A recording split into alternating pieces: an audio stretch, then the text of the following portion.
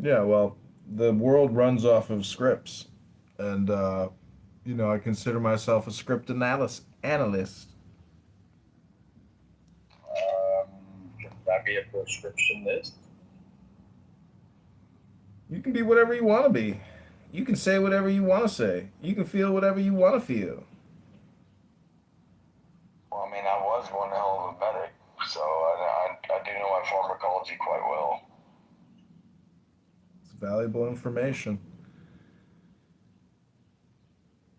Is it possible to be the most valuable person on the ship, but also be one of the most annoying people on the ship? If you become the most valuable person on the ship, you'll be the first person tossed off the ship.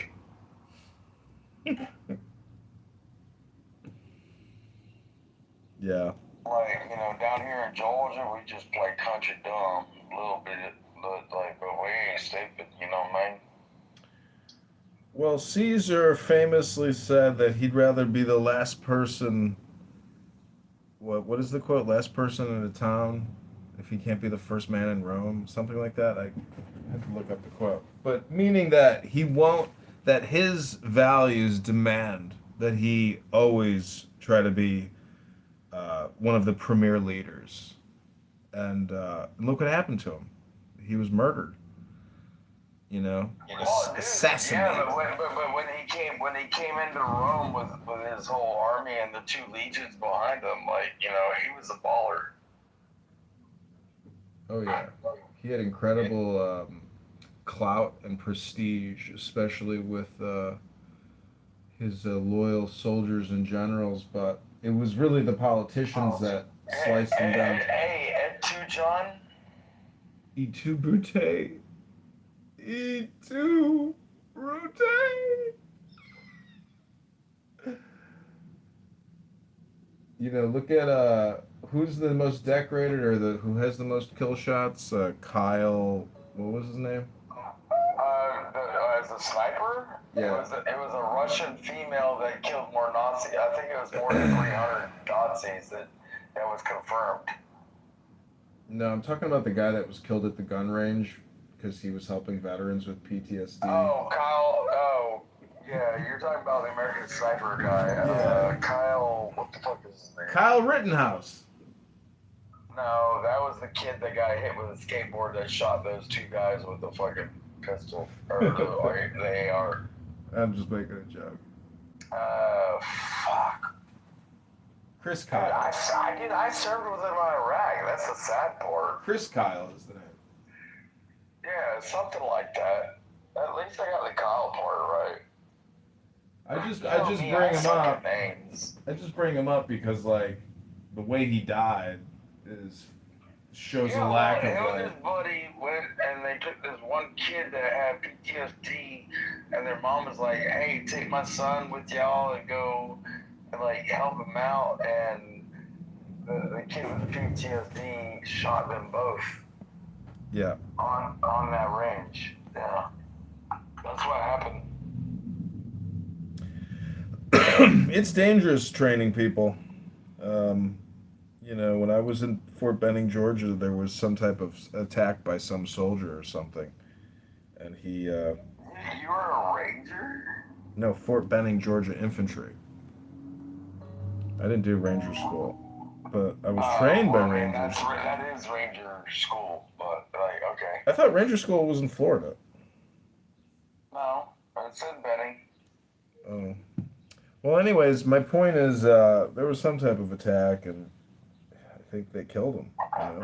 Like he killed other You're talking people. about Columbus, Georgia, right? Yeah. Yeah, that's Benning. Yeah, that's third Ranger Battalion. Mm. Well, the guy who was teaching us in our platoon company, he was a ranger, and he held the record for the most number of flutter kicks of like all time. He, it was like How many is that? it was like it within a 2 hour thing, or he did a 3 hour thing. It was like the craziest challenge ever, and it was. He said he was like the number one flutter kicker of all time. He must have an ass the size of a fucking like steel grid. He wasn't like Dude, look at buff. dude. Can you imagine what his hip flexors look like? He didn't look like he was in the greatest shape in the world, but he did look really like he was made of steel. Bro, if you're able to do that, like if you're able to win that, like, have you ever ran uphill and like your hip flexors start crying at you? You don't even know what your hip flexors are, do you? Yeah, I know where my hip flexors are, I believe. Is it where my groin is kind of connected to the inside of my thigh?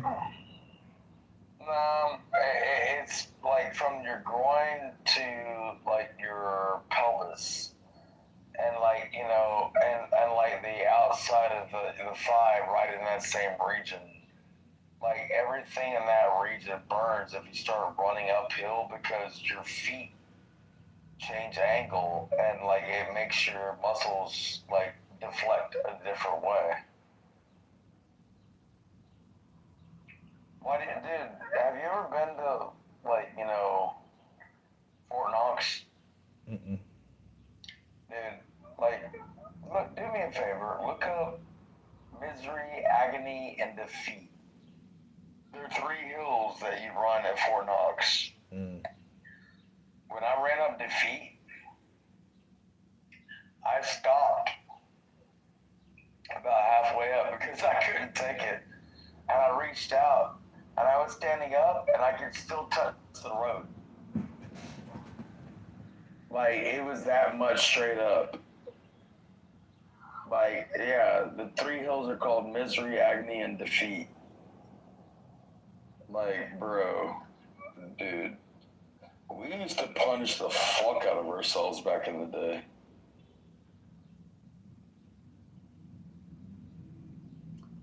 Dude, I was A train. I mean, I could run what 11:45, 2 miles without even thinking. If I really pushed it, I could probably hit close to 11 minutes.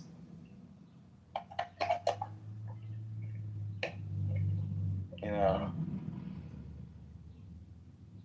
how many kids do you think today could even remotely run a 14-minute 2 mile? In all reality, I don't know, John, 20% maybe? if you're lucky, how many of them are going to actually join? 20% of that 20%. Now we're down to 5%. I guess so, yeah. Even Hey, less. don't bother me because I'm Jewish. I'm good at math. Oh, I thought you were Jewish because you liked sharing. Well, I mean, Raboy light, Shalom light.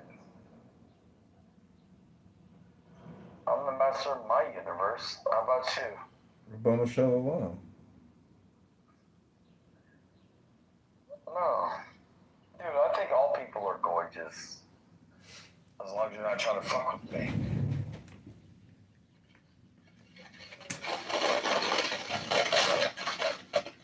Want to fuck with somebody, come fuck with them. No, I'm all about it, dude.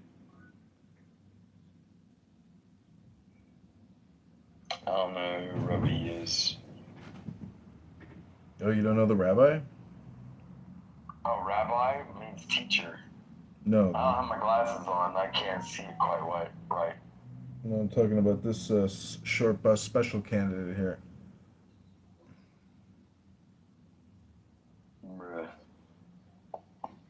What's up, rap? Oh shit, you brought yourself in on the third party.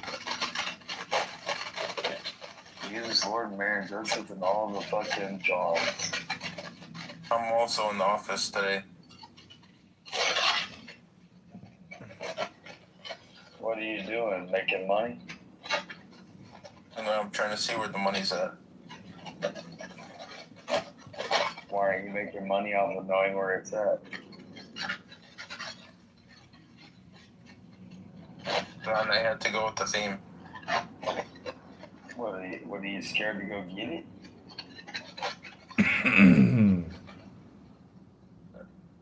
I was looking at some stocks. It's gonna be an interesting week. You know, I thought Bitcoin went down to like it's earlier it was at 75,800. Nobody gives a crap. So depending on how the week goes, what I'm gonna do is I'm gonna get a call option on MSTR MicroStrategy for as far out as possible at the highest strike price. I think it was January. No, December. Let me see. It's December 2028. I think it might have been the 369 call or something like that. Bro, I'm gonna tell you right now, John, like, you know, in March, I lost like 80 grand in my investments. But then I ended up, like, you know, in April getting 68 grand of it back. So I'm still negative 12, but like, you know, I mean, like, stop touching that shit and leave it the front door alone. Like,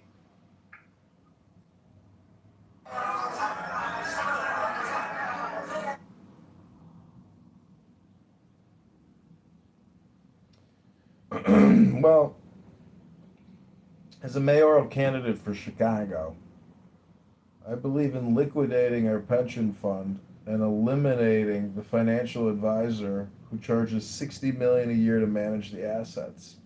So day number one, as the mayor, I'm going to save the city of Chicago $5 million a month in asset management fees. That's just a start. dude, my Charles Schwab account manager only charges me like $8,500 a year. Fixed costs, and you don't even have to say how much you're making, but what type of percentage are you seeing over a year and 5 years? Well, I mean, I bought Apple in 1989 at 17 cents a share. I mean, you want to figure it out? You don't have to say like the value of the portfolio. Just say like the percentage return of your account for like a year and 5 years. Well, I mean, anything over 10% is cool with me.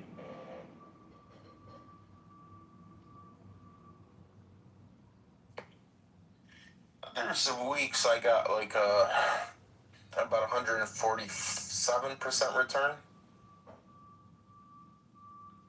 Might mess with the options.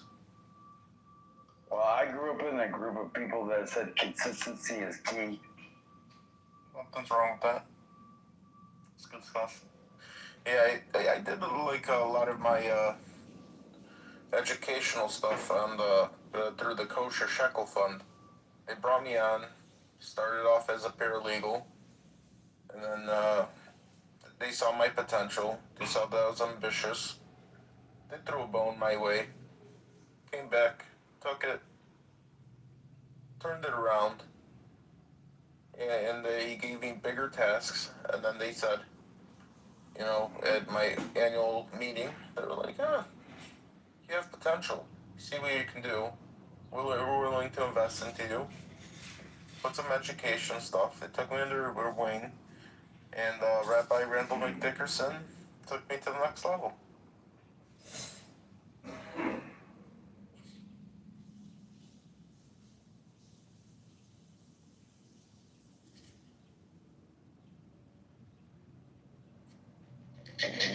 What do they say? Rabbi Shalom?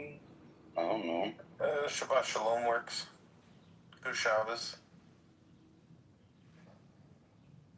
The deepest part of deepest Dude, breath of the day. dude, my great granddad was Ibrahim Rothschild. I'm 100% a Christian. I'm a Georgia boy that was in the military in the U.S. Army. I am nowhere near a Jew, but it doesn't come from the female side of my family. It comes from the male side of my family. But like, you know, like if you want to talk shit about Jews, I just want to punch you in your fucking mouth. I love the Jews. Yeah, so do I. Hey, my Jews are gorgeous, and I'll fucking protect their face anytime I can. One of my favorite Jewish rabbis is from Canada, Rabbi Randall McDickerson. Wonder if you had the pleasure of meeting him. Well, I mean, is he an Irish dick, or what's going on with the Mick Dick? It's just his last name, I guess, because of the lineage. But he's part of the Kosher Shekel Fund. I think he started the hedge fund as a retirement and allocation, and then it grew. Well, I mean, que sera, I guess.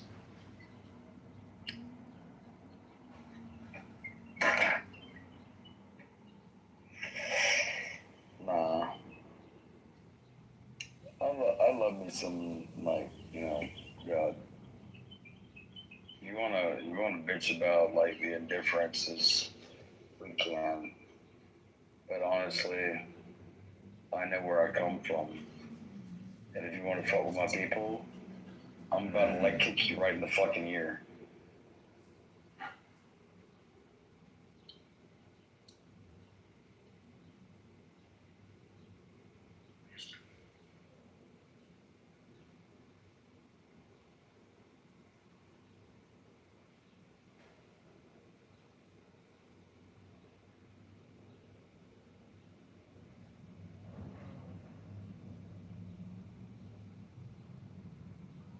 Bro, you don't think I won't?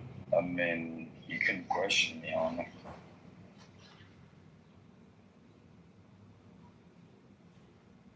I trust you, you have potential. You served the greatest country in the world out of passion, and out of love and courtesy for your fellow patriots. Yeah, but you think it was based on my ethnicity or my religion? Or do you think it was based on my American culture? I'd say based off your religion, because this country was founded. No, it was based on my American culture. Dude, I don't even really know what my religion means to everybody else's belief system. Like, no, it has nothing to do with religion. Like, I'm not trying to compare mine to be better than theirs. I'm just telling you that, like, you can do what you want to do. I'm willing to die for you to be able to do what you want to do. Can I have permission to thank you for your service? Dude, you need to be thanking John. John, can I have permission to thank you for your service?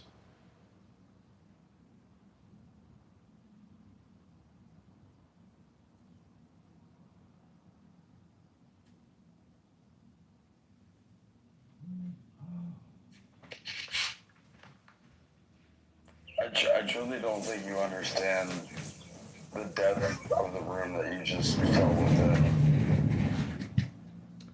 No, you do not have my permission because generally I like to tell people that want to thank me for my service to not thank me because I'm here talking to you and you can thank me. Therefore, there's nothing to thank me and you don't know what you're even thanking me for.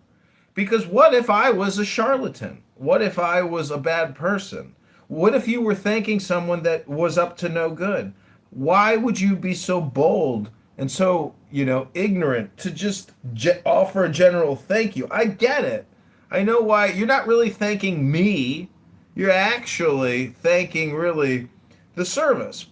And so I like to say thank the dead. And I could show you the pictures of hundreds of young men who were extinguished too soon. Hey, John, I'm proud to observe Memorial Day weekend with you.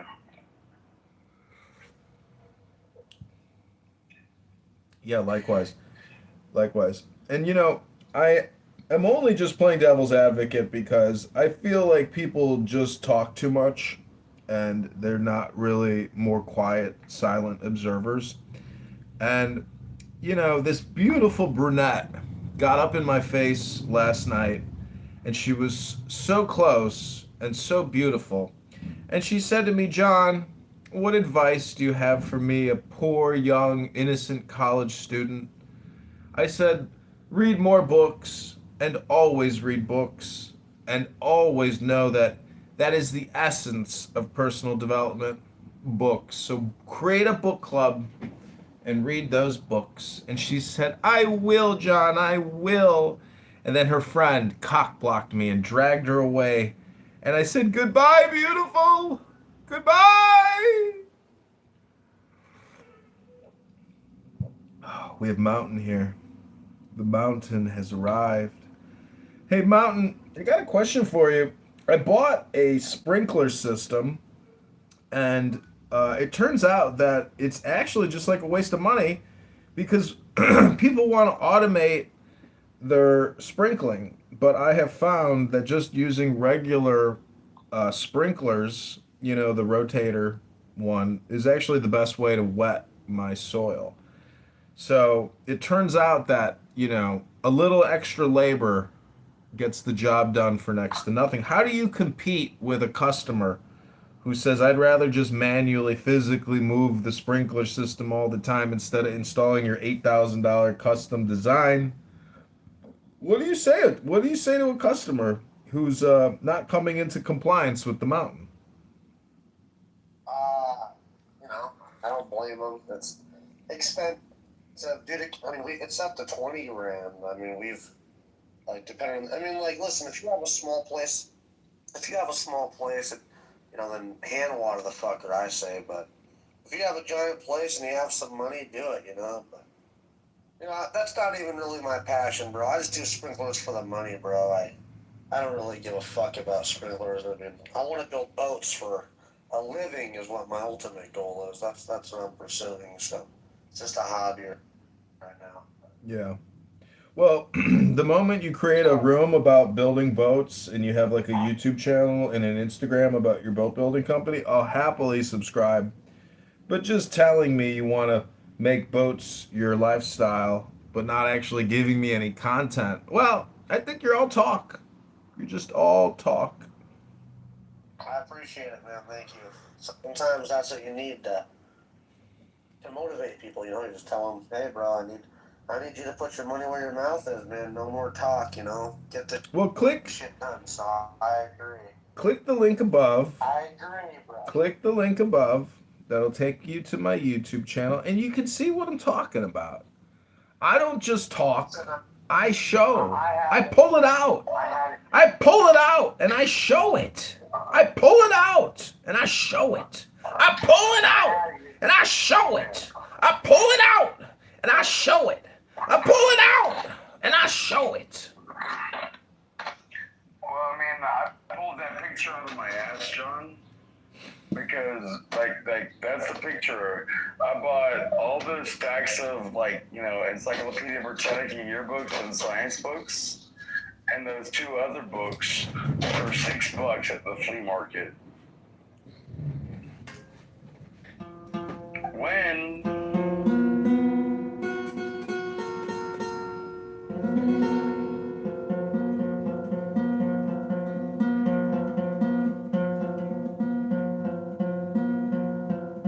You did have a good day, all right? I'm home with the family today, so.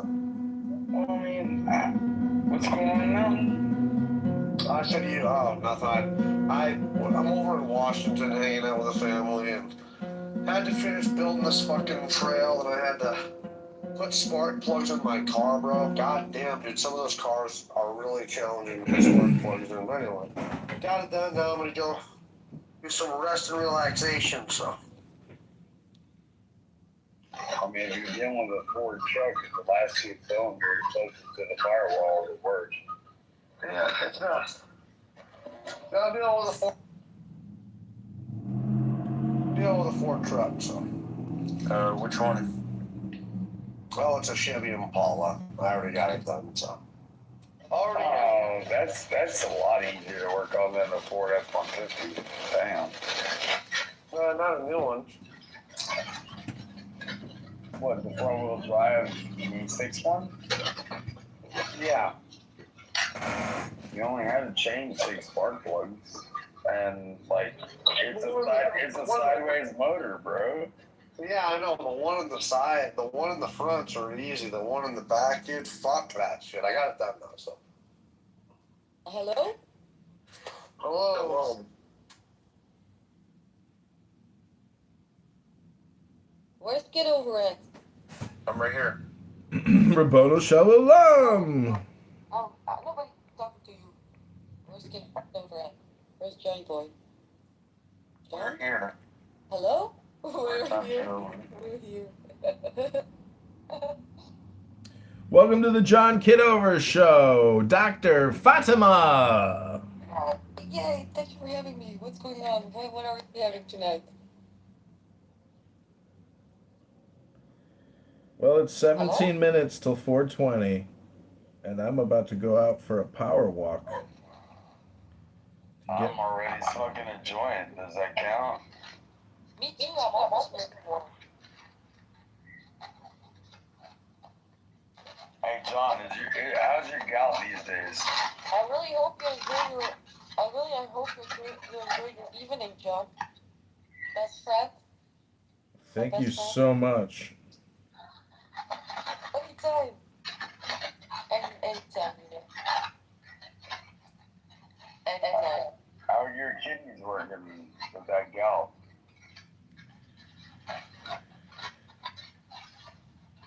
What's up, John? Yo, what's up, John?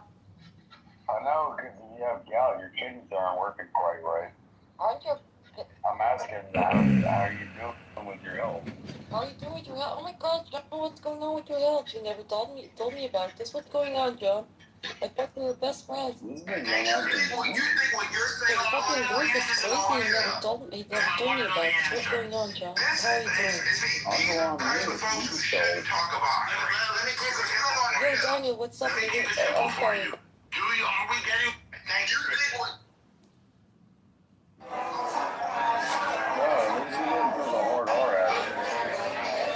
I'm sorry, did I say that wrong? You want to do it again?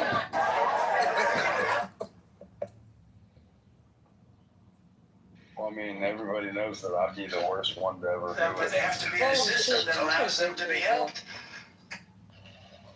You really want to get me going on? Come on, give me anything you got. Come.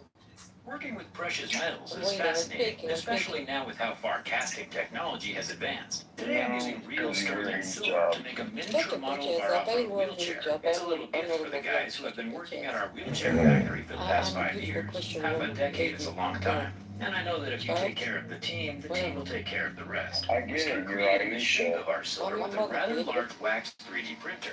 This wax printer prints two types of wax at the same time. The Yes, white low exactly, melting point whatever, wax bitch. acts as a dissolvable support for the upper layers. And of course, the red structural wax has a higher melting point. You'll see how it works in a second. You can tell how What did you just detailed say, a wax Lupe? printer can get with the You sound like a little bitch. Ain't nobody gonna tell you? 75 years. I know what your mother meant. Yeah. To have me out of love. Hey, baby. Hey, Daniel, how you doing? Hey, Mr. Nero. Nero, are you there? Sir? Sir Nero? Nero? Nero? Sir Nero? Are you there? Hello, everybody. I want to welcome you to the John Kitover Show. Sunday show these days, but it's only Saturday evening. We're not there yet. I want to welcome everybody. Welcome to all the Johns on the stage. I'm sorry for my English. It's not my first language. I want to welcome everybody, and I want everybody to have a good night and a good ride on the John Kitover Show. Sunday evening show. Go. Title's been updated to Saturday. I actually did think it was Sunday. I thought I was enjoying my Sunday, and then I just realized, oh my God, she's right. It's fucking Saturday. And the reason why I thought it was Sunday was because I had such a good time last night with so many beautiful young women. And if you click the link above, you'll be able to see some beautiful young women who were very upset that I filmed them and put them on YouTube. And they literally ran me down the street, ran me out of the bar, ran me down the street. And then as I turned the corner, the Chicago police were standing there, and I said, "Oh, thank God." And as soon as they saw the police, these fucking bitches in the video above, fucking bitches, and their gay little fag hags who were trying to kill me, they immediately turned around and gave up when they saw the boys in blue. And so people are all talk, but when it comes to the police, your behavior will not be tolerated. But, they think that it can be tolerated when they verbally and physically try to attack and assault me, but not the police. That's the great thing about the police. Click that link above, subscribe to the YouTube channel, and watch these young little drunk sluts shake and twerk their asses. John Kitover. Watch it. Click on the link. Subscribe to the channel. Watch this young bitch, drunk ass slut, harassing John Kitover, lying to the cops, thinking they can do whatever they want because they're filthy ass drunk slut woman. All right, everybody, go ahead. That's right. Click the link above. Look at the short. Wait. Is he trying to be a victim? I said what's with me? Beef is when your mom's ain't sleeping in the streets.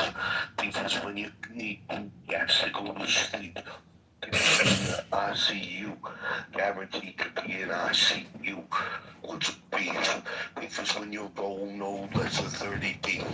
Beef is when you got 2 niggers on the street. Beef is when I see you. Guaranteed to be in ICU. Wow, that was amazing. Thanks for sharing, Daniel. Thanks to everybody for Are you coming. allowed to say nigger on your? Are you allowed to say nigger on your stream? Yeah, Or is that going to fuck things up if you say nigger on your stream? do we fuck things up? Kitover? I want to make sure that we don't fuck it up. Yeah, John, we have to make he's sure. streaming right now, so can we say nigger? Can we say nigger or can't we? I'll make it simple. Yes nigger or no nigger? Sí nigger or no? Lo siento, no comprendo. Wink once, or wink for yes and wink twice for no. Nigger ho, nigga please. Baby mama, baby daddy. Dude, this fucking live stream is gonna be halted. It's gonna be suspended. It's gonna get you fucking suspended, you fucking nigger. That's crazy. That's motherfucking nigger crazy. We got all the Johns in the room tonight. Say hello, everybody, to Kitover. Hi, Representative John. I think you can say it on the stream. Okay, fair enough. We will embrace this new privilege that we want to welcome everyone to the Kitover live stream on YouTube. We're gonna follow all YouTube from nigger.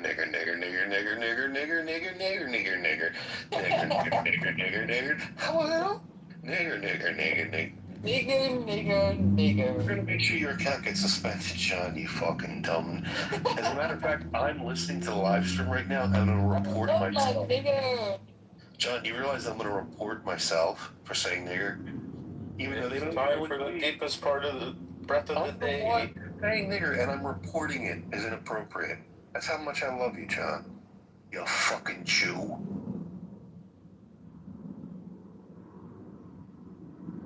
Yahudi? Daniel Nero, oy vey, how could you say this? I am Chicago electoral mayor. Oy vey, oy vey. Oh my, oh my.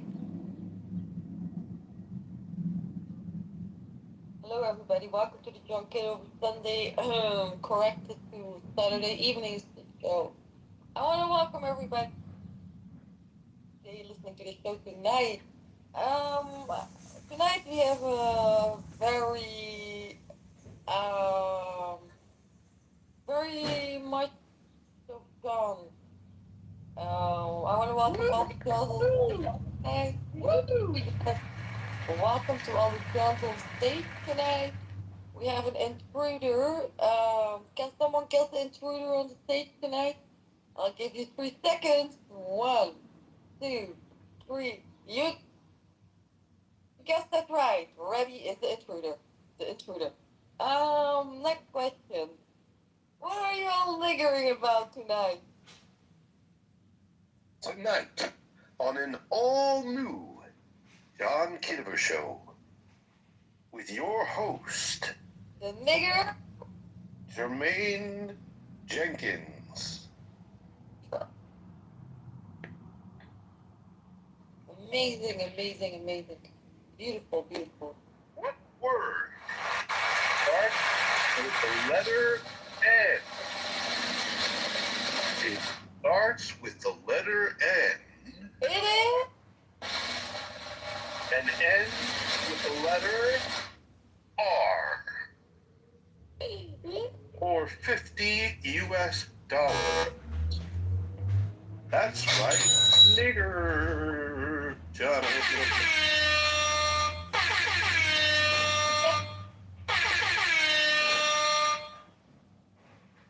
Thank you, everybody.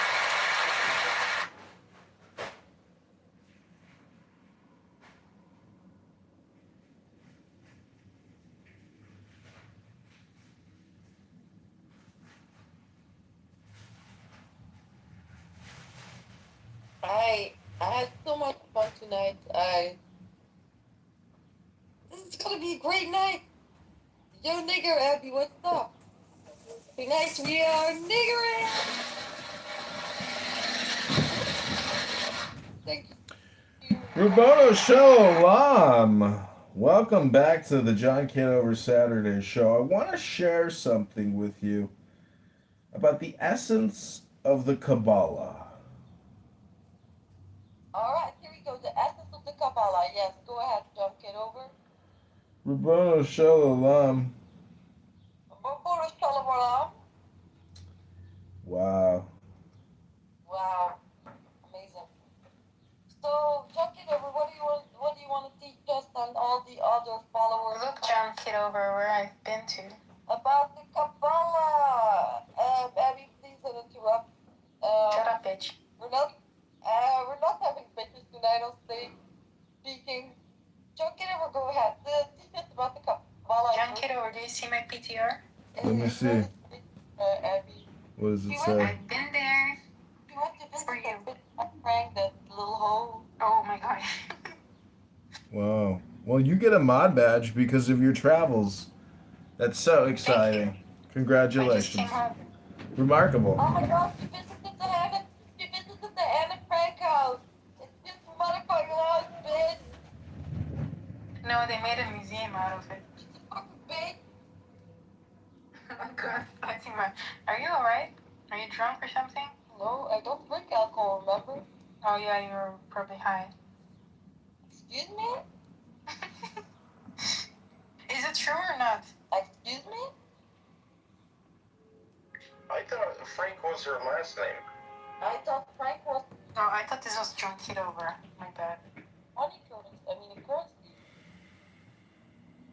Hello? Tiptoes to my room. Hello? What? Man, everybody talking to you. Speak when you're spoken to. Nigga, No, go eat something. go eat your mother, bitch. What? What? What did you say? What did I say? You should eat something.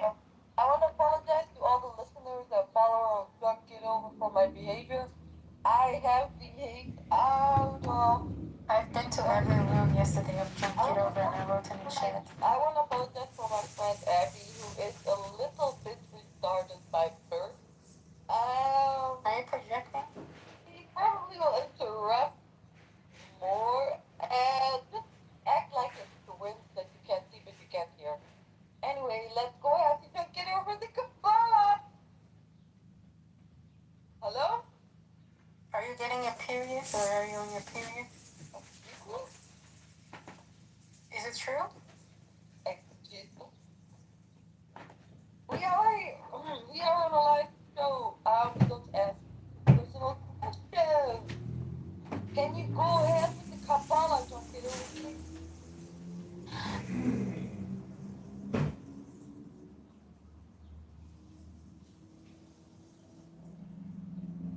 Have you really visited that bitch Anne Frank? Yes, I did. That fucking nigger bitch. I'm sorry. Girl. I'm sorry to all the listeners. I have Tourette syndrome. I've been into the synagogue. Oh, I'm so tired. That sounds demonic. Are you okay? Did something possess you? Did you take something home with you? Okay, let me give you something else. Let's see what else.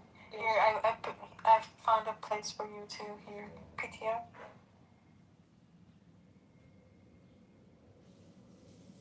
I don't see anything. PTO again. Sex Museum. Sex Museum. Sex Museum. Even it's disgusting. What the fuck would they show over there? The Jewish propaganda they stole the Jews. I deleted it. Disgusting. Filthy German porn propaganda. Germans. Dutch. I'm sorry. But it came from the German Jew. Look how ugly the Amsterdam University is, PTO. Like, imagine going to the university in Amsterdam and the university is this ugly. Hello, can you hear me? No? There seems to be a really old building the church or something. But the building before the church is really ugly, yes.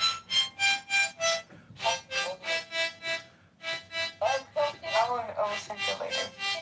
Kitover, I have a little bit of a complaint. Ik moet zo koken, ik kom misschien zo terug.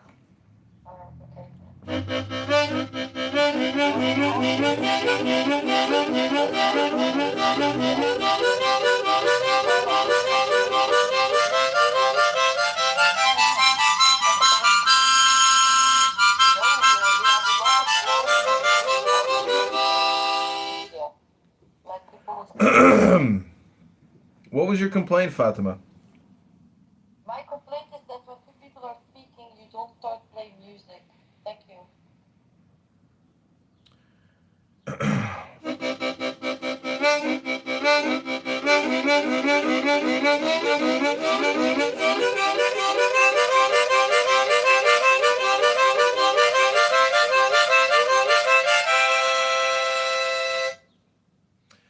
Somebody at the bar yesterday was like, "Can I try on your hat?"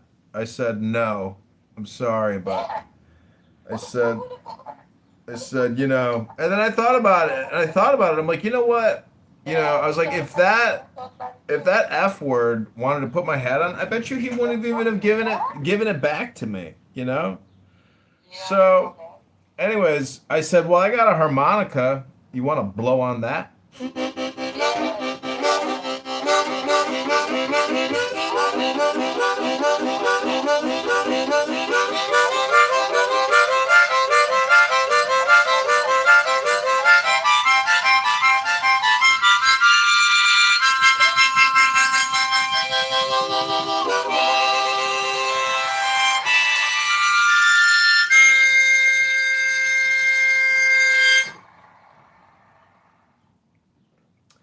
Somebody said you're pretty good at that harmonica, but how are you at the cowbell?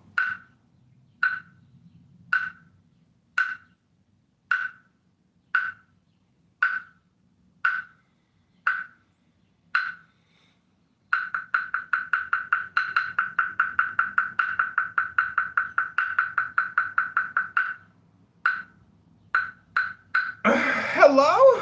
I said, how? Somebody said you're pretty good at the cowbell, but how are you on the Jew harp?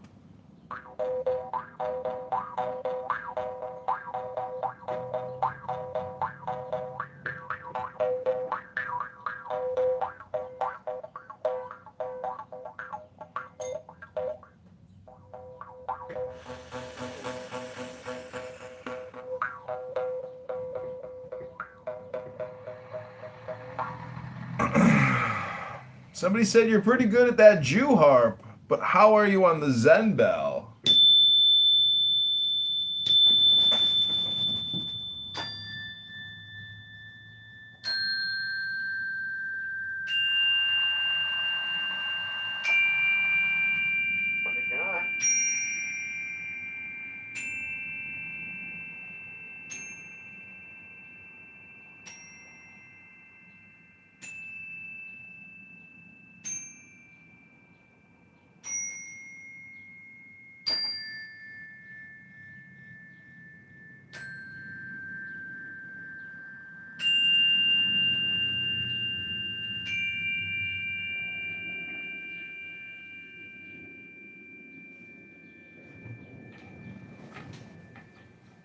They said you're pretty good on those Zen bells.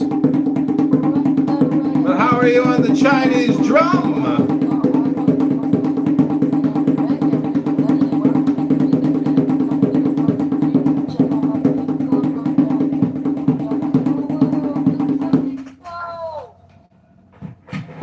If there's anything anybody wants to say tonight, be honest. We don't judge tonight. We never judge. We never will. We never did. Thank you so much, everybody, for attending tonight. Have a pleasure evening. Talk it over. And also fun. Thank you for that, Fatima. You're right. Too many people have too many judgments. That's part of the problem. Don't tell Abby you're my best friend. He's gonna be. I'm sorry, did I say that? Oh, I said that on Clubhouse? Are you two sisters? I thought you were both part of the same experiment from Chernobyl.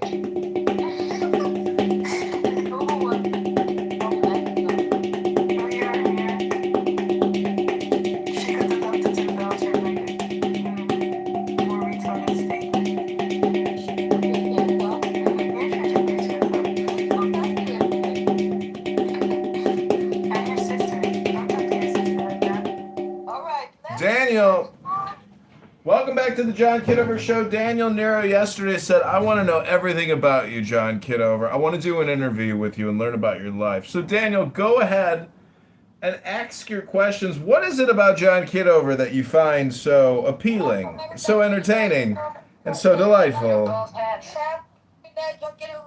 like your bald heads. Daniel is here tonight going to interview John Kitover and ask him some personal questions about his life. This is a special edition live show. Dude, is your wig laced with fucking fentanyl or something? Is your wig laced with fentanyl or something? What? Fentanyl is the fucking tranquilizer. Okay, whatever. Meth? Did you make it with tomato or something?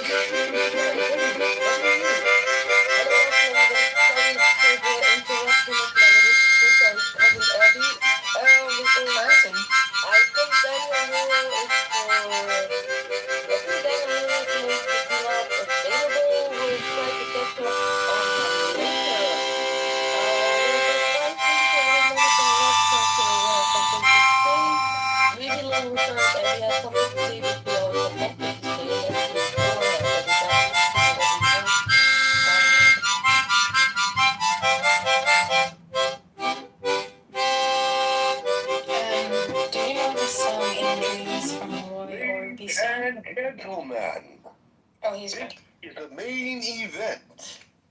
Introducing in the red corner, the champion of the world, John the Beast. Welcome back, everybody. We got Daniel Nero back on stage. Go ahead, Daniel. Ladies and gentlemen, tonight's guest is the kind of man who makes resume paper nervous. He's a decorated military strategist, a policy architect, a best-selling author, a chess champion, a marathon runner, and according to at least 3 think tanks, technically qualifies as a national resource. Please welcome the one and the only John Kitover. Now, John, I've got to ask, when normal people wake up in the morning and they check their phones, maybe make coffee, maybe stare into the void for 20 minutes, imagine you wake up at 4 a.m., solve a geopolitical crisis before breakfast, bench press a tank, and then casually rewrite economic policy while helicopters circle overhead. My first question for you, John Kitover. Have you ever masturbated with shampoo? Have you ever masturbated with shampoo? I think that's probably a definite yes. And, I've even attempted it once, I remember, with chapstick. And, it was actually rather delightful with the chapstick as well.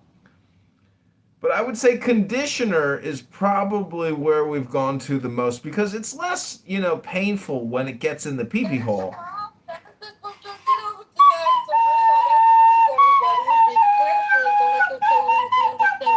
Everybody, this is an 18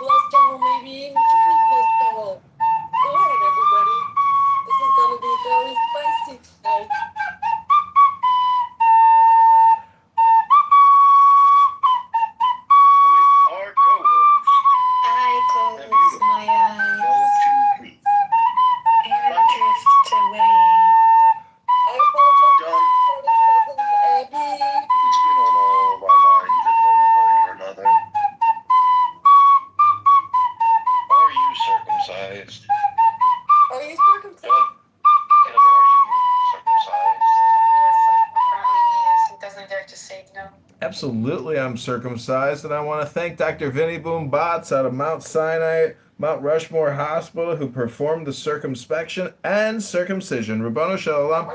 And thank you for preserving my foreskin. I actually have it framed, dated, and signed by himself, John Kitover, the creator of the foreskin. Thank you so much. No question is off topic. Every question can be entertained, so please, Daniel, proceed with the Q&A of John Kitover. Am I doing it with calamari, sir? With ours. I think so, yes, why? The Belgian His foreskin turned into calamari. princess. All right, we're getting Fatima, yes, what do you want, Daniel Nero?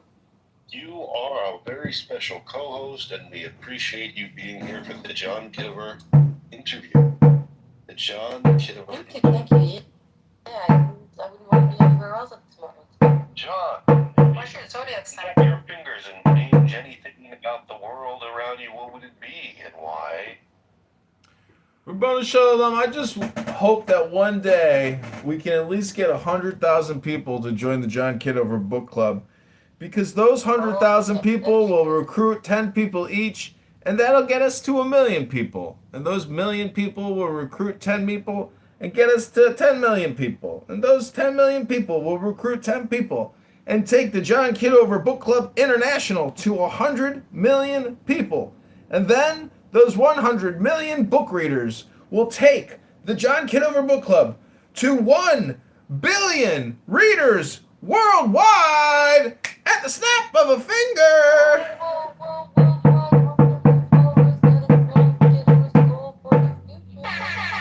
This is gonna be a big goal, but we are all seeing the best in John Kitover. We're seeing him doing it, right? He already feels like he have it. He's doing a manifestation.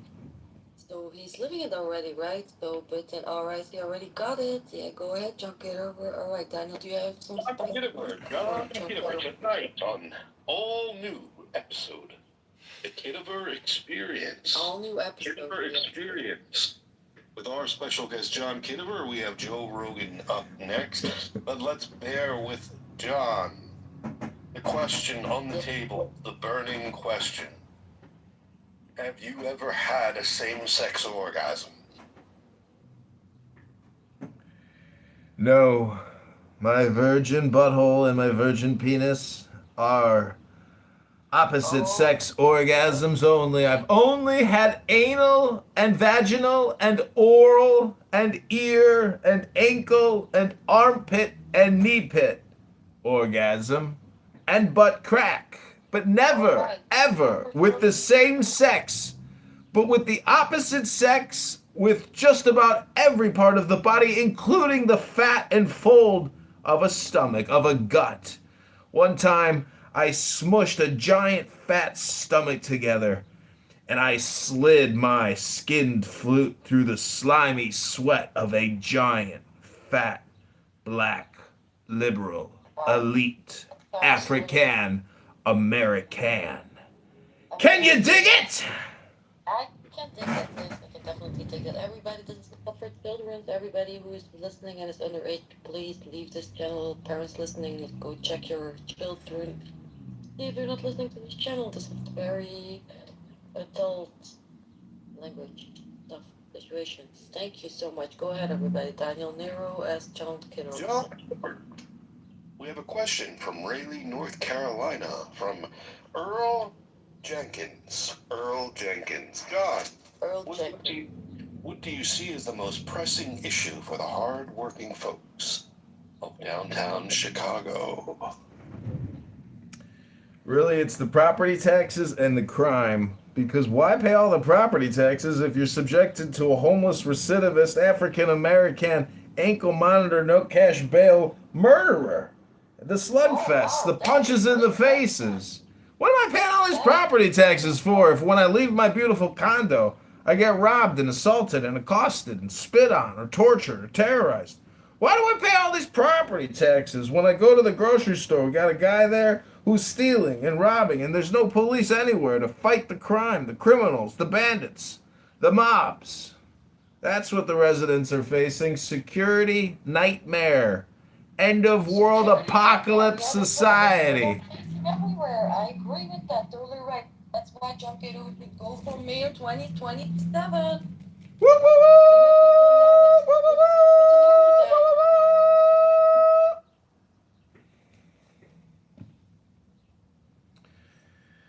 Welcome back to the John Kitover Saturday Show with our host, Daniel Nero, who's helping conduct this interview of John Kitover's inner workings. Please proceed to question number 3. Mr. Kitover. So tonight we're talking about leadership, strategy, politics, military life, impossible decisions, and hopefully whether a man with an IQ of 190 has ever locked himself out of his car. Give it up once more for our special guest, John. Give it up for our special guest, John Kitover, mayor. John Kitover. So the question from downtown Chicago, and it's Nigger Joe. Nigger Joe asks John, what is your favorite topping for pizza? Well, first off, I can't accept a question from anybody with the N-word as their title. It's disingenuous, and I rebuke it. But my favorite pizza topping is obviously just cheese, because I keep kosher. Rabbono Shalom. That's a great choice, John Kitover, mayor 2026 of Chicago. Okay, Daniel Nero, time for question number 4. Shoot!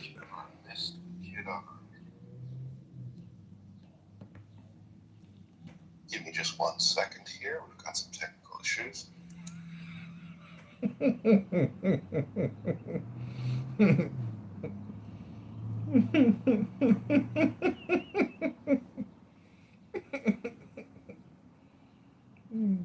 John, before we get into policy and military strategy, I have to say, sitting across from you feels like interviewing a politician.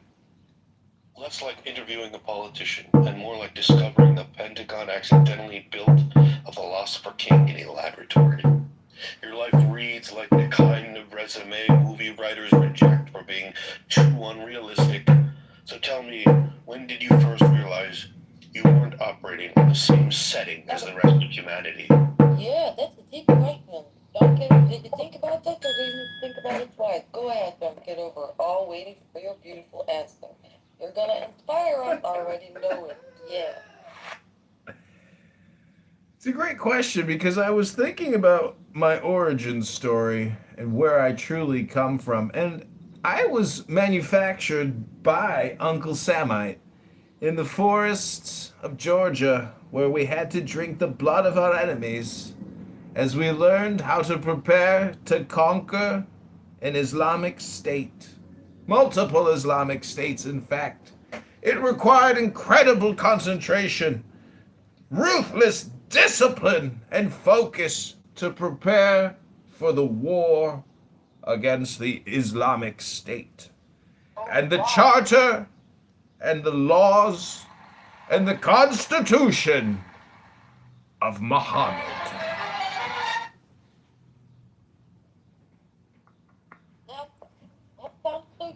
Mr.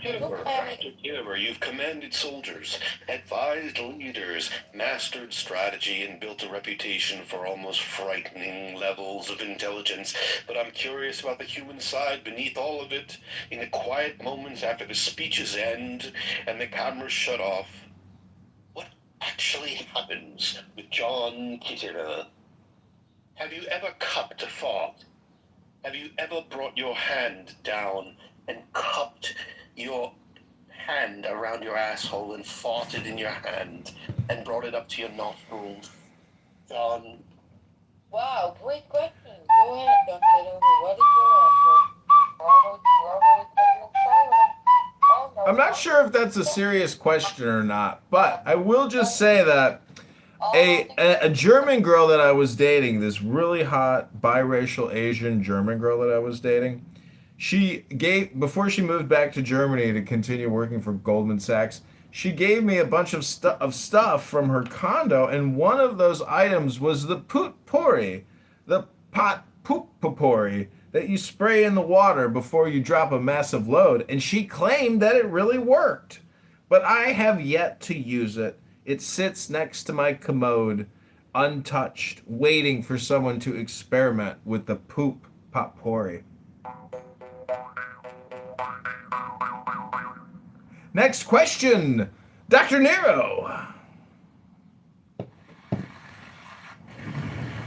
There's something fascinating about you, John. People describe you as a military mastermind, a political force, even a genius. But the people who admire you most often say it's your humor that disarms them.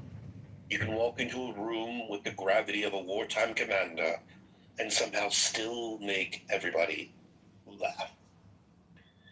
What is the funniest way you've ever taken a shit, John? What is the funniest way you've ever taken a shit? Well, one time I came back from the bar and the burrito restaurant with a stomach full of too much Mexican food and far too much whiskey. And as a result, I thought maybe the best solution for the best cleanup of what was about to come was in the bathtub. So, in the bathtub, I drew the water, but as I was drawing the water, I was puking and shitting simultaneously in a bathtub, now filling with water and shit and puke. And I was struggling to breathe. And at that moment, I realized, oh my God, I could technically drown and die in a hot bath full of my own diarrhea and puke. And it was at that moment, as I was inhaling those caustic fumes of diarrhea and puke deep into the recesses of my lungs, I took a breath and I said, I will survive this! I will survive! I am a survivor!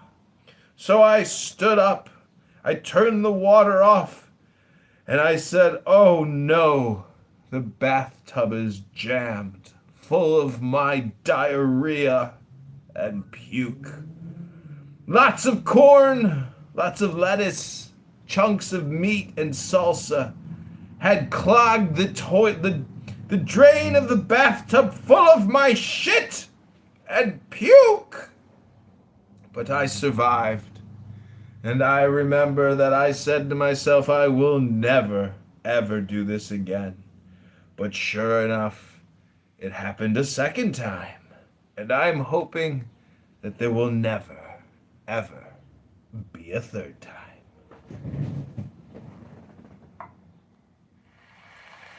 Mr. Kitover, you never cease to amaze.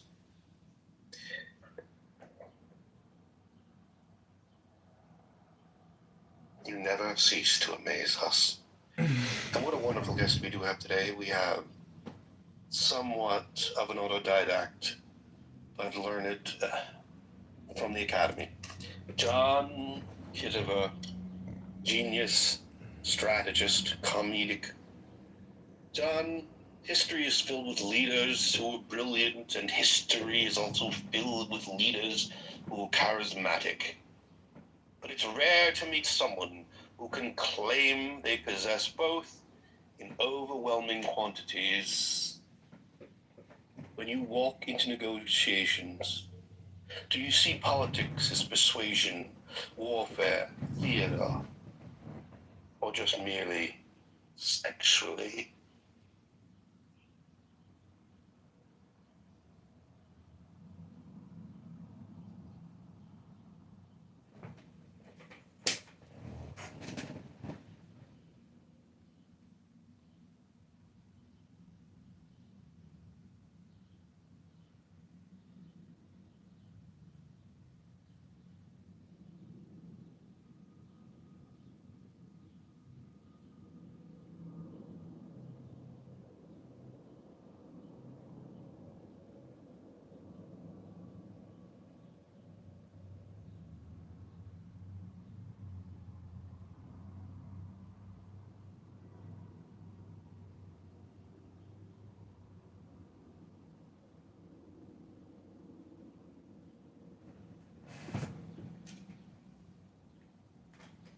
Okay, what was the question, Daniel? Something about sexually? Sorry, what was the question about sexuality? Mr. Kitover, let's not beat around the bush. We both know we are here for. We want to know all of your dirty secrets. You spent years in military command where hesitation can fetch lives. Now you operate in politics where hesitation can cost nations years of progress. I wonder, has the battlefield made you more patient with people? Are you more inclined to give yourself a hands-free orgasm? Well, I have found that Clubhouse has actually been very good in terms of like anger management because there are people here that I would, truth be told, I would rather be doing something else than talking to them. So, but I still want to give them their moment to converse, out of not just respect, but out of intelligence. Because if I were to be rude or ever try to make somebody feel less than, like the girls above in my YouTube channel who tried to kill me last night after I filmed them filming themselves shake their money makers.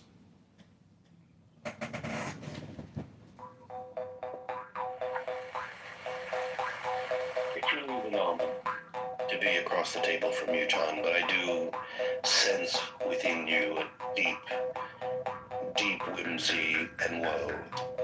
How many lives have been lost at the edge of your sword?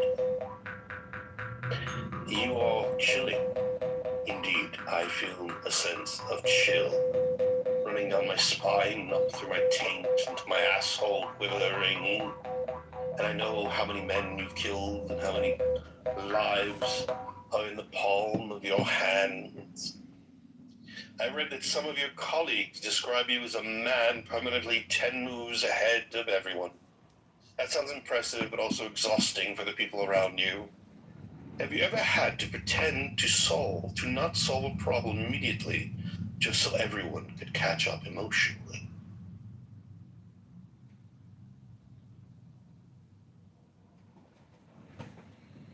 No, not in my recent work experience, but there are times where just out of pure boredom, I may actually fail the test intentionally just to continue to take the test out of boredom's sake because there's nothing else to do. Hello?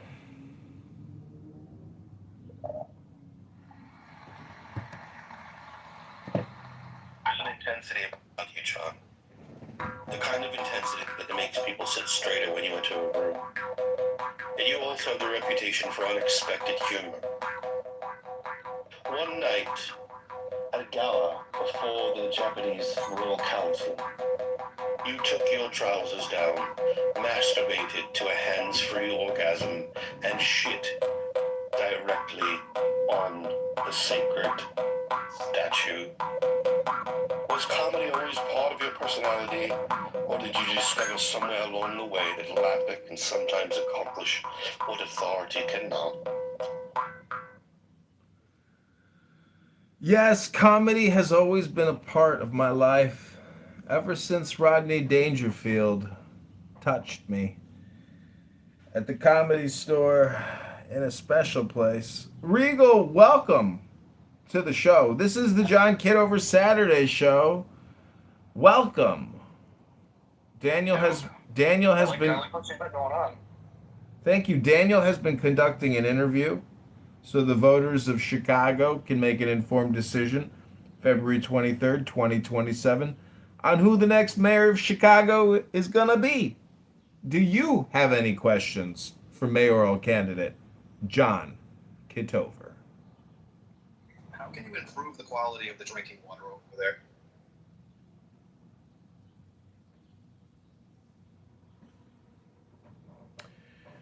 Well, they're doing a lead pipe replacement, and I worry that by ripping up lead pipes, they're actually contaminating the water even more. But it is a multi-billion-dollar contract, so there's a lot of profit, hundreds of millions of dollars to be made in plumbing revitalization. But is it equitable? Because there's a lot of white people that are getting free plumbing work done. But if you call the plumber's gonna come. But I ain't the plumber. I like what you got going on here, but you know what would be even more funny if you like had like a different suit and a different emotion to each picture of each of these profiles. Like they're a different emotion of John. Yeah, that would be good. I could work on that, eventually rotate it, have a unique profile. Like you can get off the mic on the crazy one. You can do crazy John, happy John, sad John, excited John. Did you ever see the original Wolverine movie? Your picture on your PTR is a picture of Wolverine, and when he gets the adamantium infusion sent into his tuchus that makes his bones the densest object on the planet, he escapes butt naked, and he kills everybody and cuts through 2 feet of steel and jumps off of a cliff into a river butt naked. That's how powerful he was as a Wolverine. So I think the question here today is, what are you going to do with the rest of your day? Huh. Well, I just got done getting some cheeks a minute ago, making some chicken noodle soup. It's a little gray out. And I think I'm going to sit back and have some chicken noodle soup. Maybe masturbate a little bit, who knows? Have you ever put dill in yo chicken noodle soup? Because I have an herb garden, and I got some dill growing, and I got a can of chicken noodle soup just waiting for that dill. The problem with the dill is after I took it out of the organic hydroponic grow system and I put it in a grow bag, it lost its essence.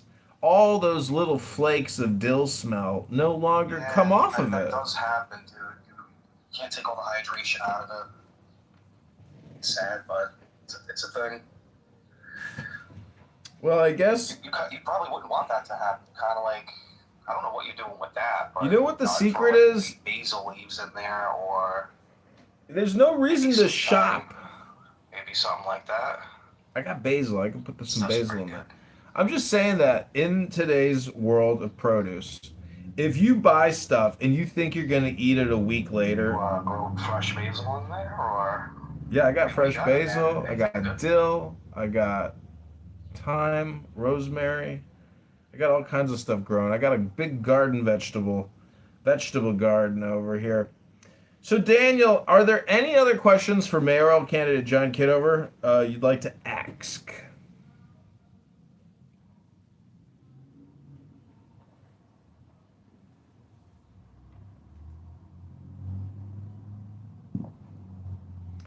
Okay, Regal, are there any other questions for mayoral candidate John Kitover of Chicago you'd like to ask?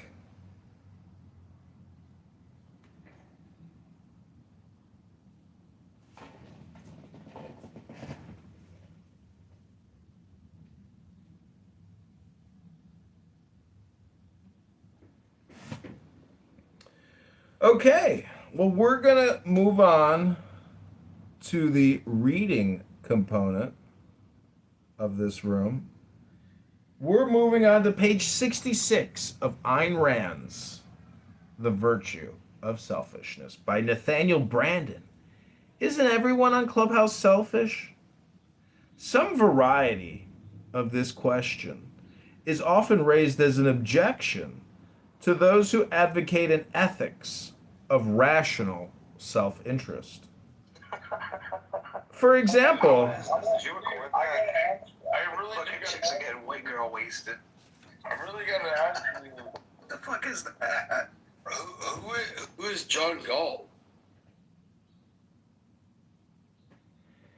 I think you're pronouncing it wrong. It's pronounced John Gout.